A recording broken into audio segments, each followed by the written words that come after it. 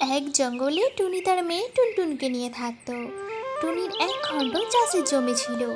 সেই জমি চাষ করে টুনি তার সংসার চালাতো।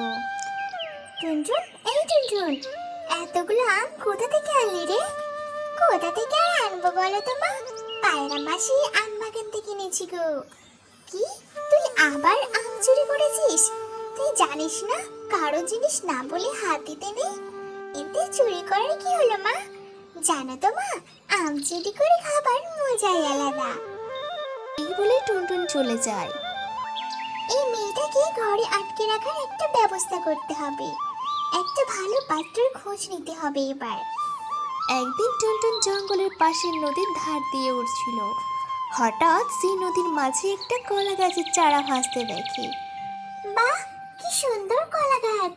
আমি বরং এই কলা গাছ বাড়ি নিয়ে যাই আর আমার বাড়ির পাশে এই গাছ রোপণ করব। এই বলে টুনটুন কলা গাছটা নিয়ে যায় আর বাসার পাশেই কলা গাছটা রোপণ করে। বাহ, খুব সুন্দর লাগছে। জানিস কলা গাছ, তোকে আমার ভীষণ পছন্দ হয়েছে। আজ থেকে তুই আমার বন্ধু।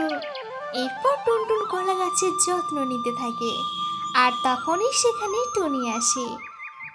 তুই কোথায় ছিলি বলতো? তোকে আমি কখন থেকে খুঁজছি।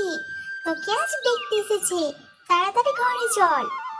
আজব কথা তো মা, আমাকে দেখতে এসেছে মানে আমাকে কি তার আগে দেখেনি কখনো? চুপ, একদম চুপ। তোর বিয়ে দিব, তাই পাত্রপক্ষ দেখতে এসেছে।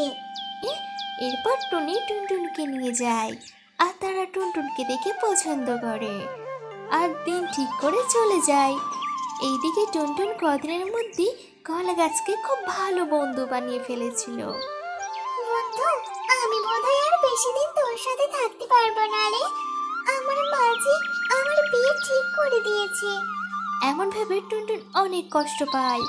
এর কিছুদিন পরেই টুনটুনের বিয়ে হয়ে যায়। টুনটুনের স্বামীর নাম রকি টোনা। রকি টোনা ছিল খুবই ভালো, কিন্তু রকি টোনার মা ছিল বড্ড পাজি।